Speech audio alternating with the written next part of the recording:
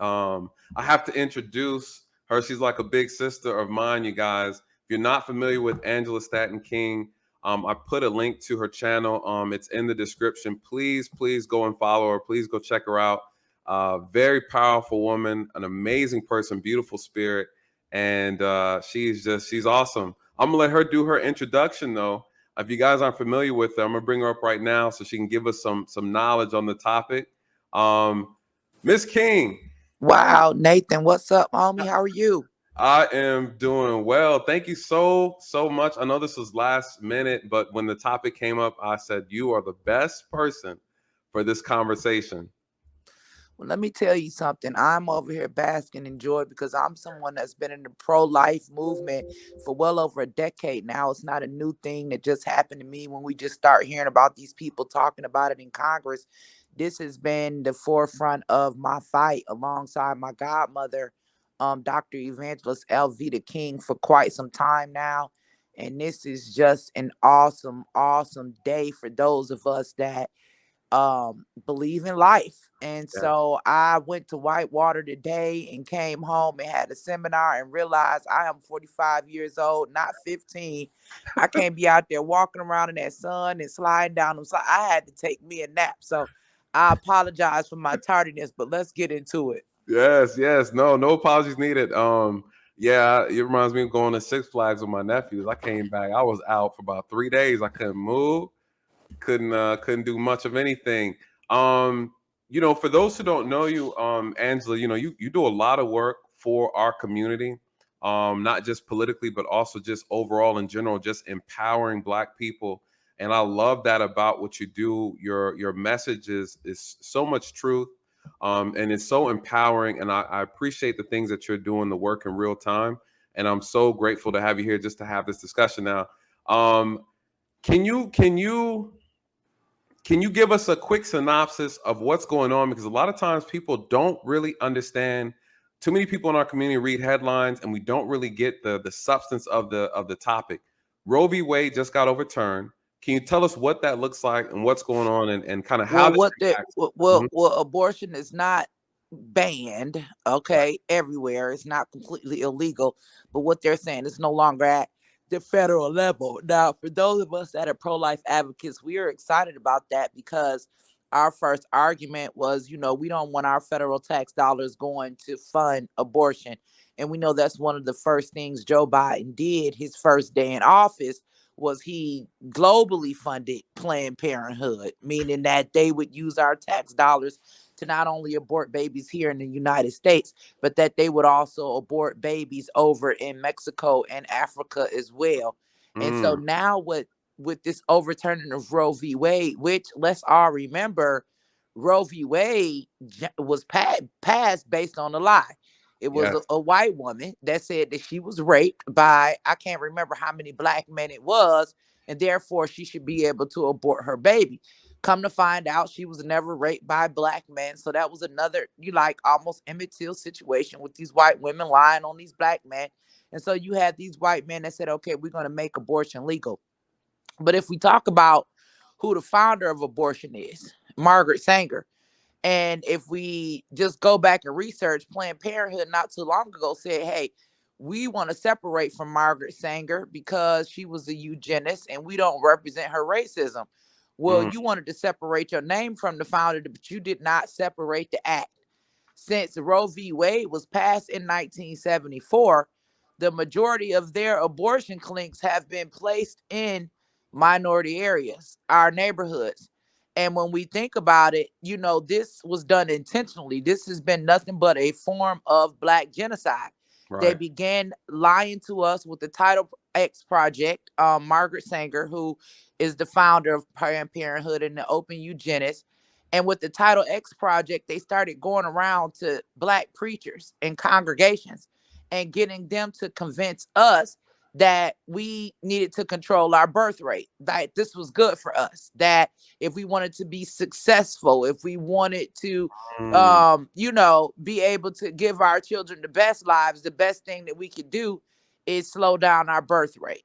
And so from birth control, it eventually moved on to abortion.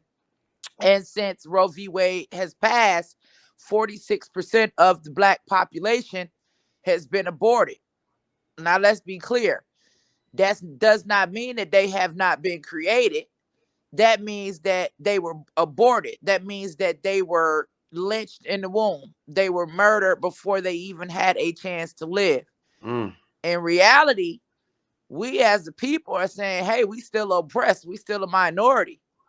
And I don't think that we understand how big of a part abortion has played in Yes. us being a minority, yet still to this day. Correct. So abortion for us, for one, black people, we never celebrated abortion. We never fought for abortion. This has never been a part of our civil rights movement. I refuse to believe that our ancestors went from marching and fighting for us to have equality to seeing us right now after all the work that they have done to say, wait a minute, these same people, our children, we fought for them to be free, and they fighting for their children to be aborted. This is not our fight. Um, we have never, abortion has never been something that any of us should ever be proud of. It's not some type of badge of honor, and it's not some type of freedom or liberation for us as black women to be walking around here proud or demanding the right or protesting or standing up and holding signs for us to have the right to abort our own offspring. So this should be a joyous, joyous, joyous day for all of those that have been saying and protesting and crying that Black Lives Matter. Mm. Because I've always said, they say Black Lives Matter, but it seems to me Black lives only matter until a black woman gets pregnant. But here we are today celebrating, and imagine how many black lives will actually matter now that Roe v. Wade has been overturned. It's gone back to the states for them to decide whether or not they want to allow abortion in their particular states. And I'm hearing right now that Texas, along with Missouri, and I've got a map here, and some other states have already banned abortion. And I'm just not against it because abortion has gotten far too radicalized. Before it was like, they wanted you to have an abortion within your first 12 weeks.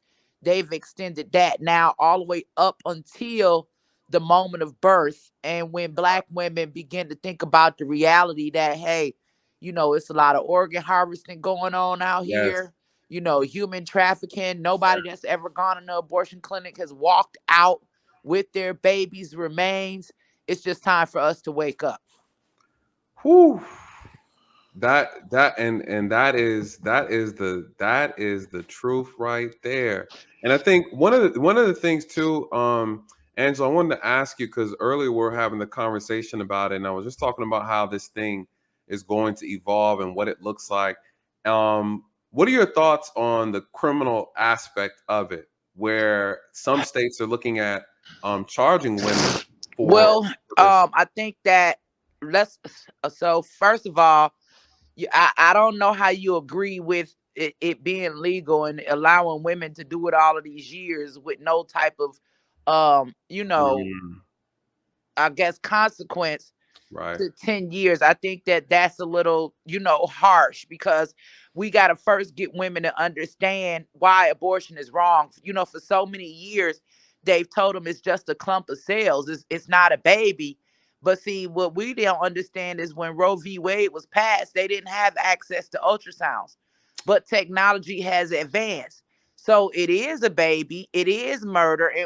And if we think about this, if the man who is the creator of the life, the father, let's just say for whatever reason he does not want the baby and he does something to end the life of the baby, they'll charge him with feticide and Yes. send him to prison. Yes. Now they're basically saying this is going to be the same thing for the mother. If you decide you don't want a baby and you just do something and you kill the baby, then they're going to also charge them with feticide. But the biggest issue for me, the person who should have always been charged is the abortionist, is the doctor. And I'll tell you why. Mm. Even if the mother is saying, hey, I don't want the baby, the mother is not the one that is ending the life. The mother is not the one performing the abortion. The Oh. doctor is forming the doctor is doing the abortion. So I don't appreciate And I've even seen instances where a mother has induced right labor and performed an abortion herself and also been charged. So you can have a mother and a father charged, and it's their baby, but the only person that's allowed to actually end the life of the baby is the doctor. So I do agree with these doctors who have been sworn to take an oath to save life, right? They were the people that were supposed to save life, and now they have turned into the people that are taking the lives. So, and the doctors know they're medically trained, they're advanced, they look at the sonograms, they know that it's a baby. Charging the mother, I don't agree with, because they've had it legal for too long. But the doctors, absolutely. If you'll charge the father with feticide Mm, or infanticide, then absolutely these doctors should be charged as well. I've always said, black men, period, you should be upset. You should be upset that you don't even have a choice. And right. you are the one that created the life. You should be upset that you can't end the life, but you can walk into a clinic in a black neighborhood with a Black Lives Matter shirt on and pay a white man to end the life. We through with that. Hold those doctors accountable. Absolutely. Ooh, wow. I didn't even think about it like that. Um, yes, you've actually and I understand that. I think that's actually a strong, valid point that could be made in reference to the doctors actually the ones who are physically doing the work. We've seen doctors be arrested for illegally doing abortions, kind of like makeshift abortions in like neighborhoods and communities without proper licenses and things like that. And so, yes, very, very strong point. I think that's very valid, and I would have to say I agree with that. I think that's a very interesting way to put it. Um, what are your so with that being said, I know you're pro-life. We're both in Georgia. The heartbeat bill, and I know that they're looking at it as heartbeat is at approximately 6 weeks. Do you and then I want to ask your thoughts on that, and then also your thoughts on some arguments are being made that they want the law to take in consideration the fact that women are rape victims, as well as incest, as well as medical conditions such as ectopic pregnancies.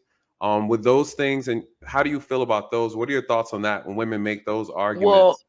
I think that that's only 1% of abortion, and I think that those should be looked at on a case by case basis. Now, although me, as a mentor, and also I have a family member who was conceived and raped.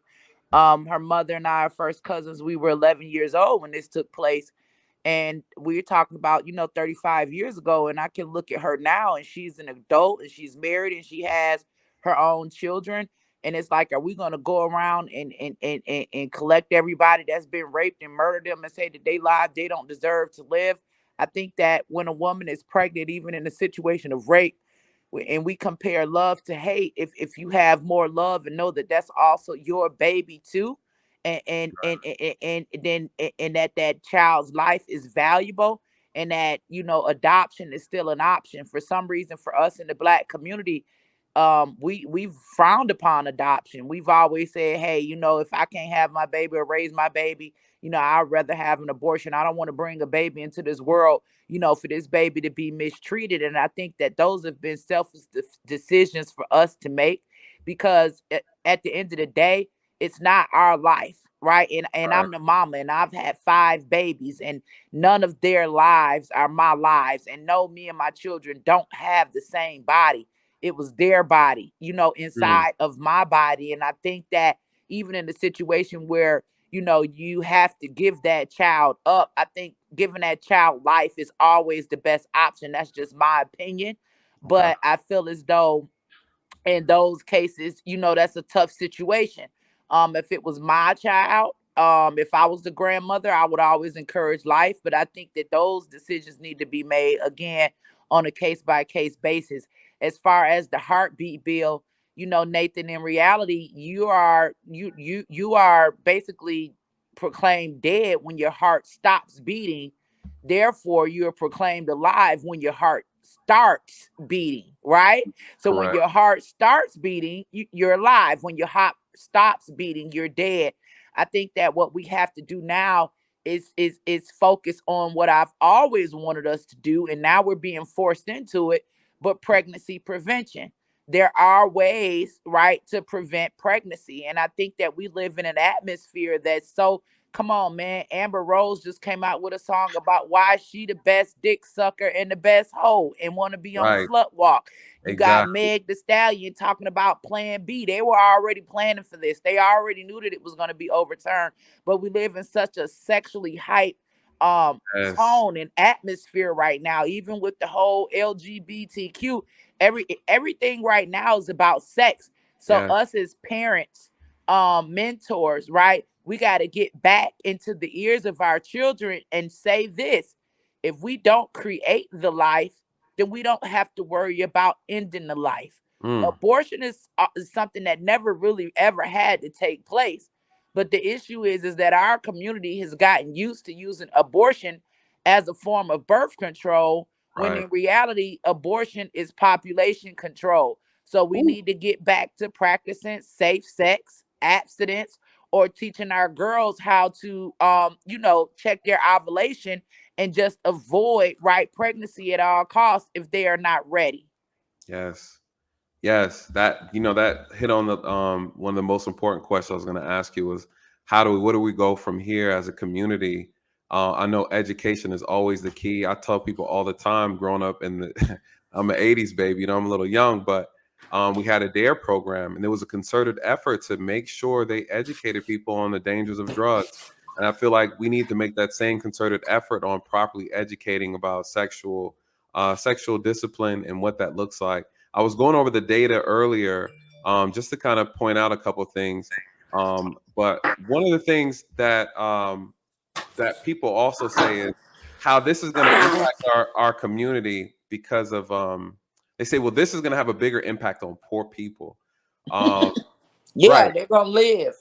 Cause they're gonna live. We're gonna have more poor people alive. For some reason, they feel like if you poor, you don't deserve to be born alive, right? Only poor people deserve to get aborted. Come on now, you talk about discrimination. Facts, facts. That's why I love when you have these discussions. You always just go straight to the point. What are your lastly,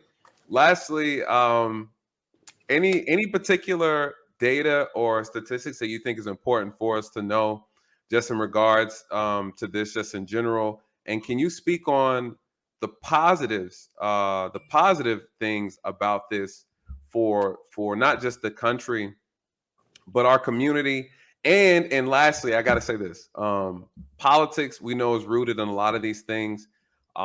Is this something you see them weaponizing for the upcoming election? Oh yeah, don't vote for Republicans. They want to have children.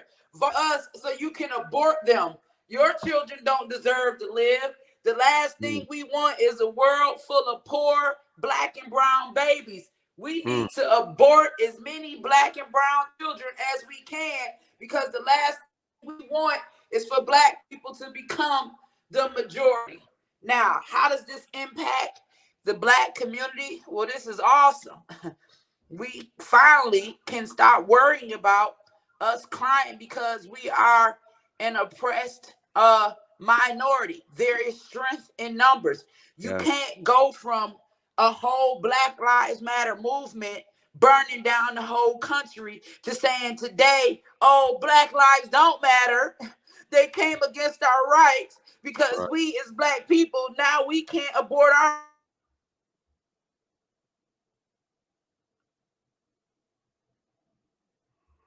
Uh oh.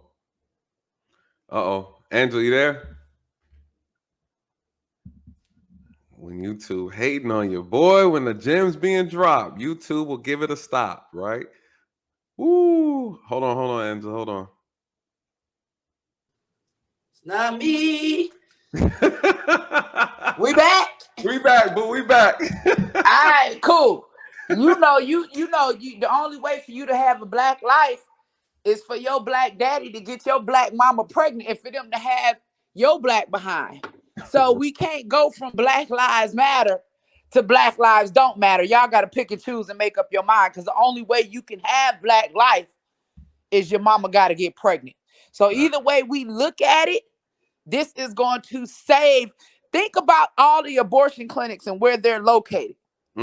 We get abortion clinics in our neighborhoods.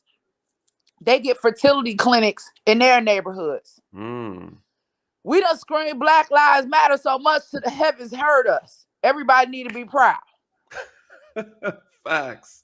How many of those abortion clinics are in our neighborhoods? I know there's a high percentage.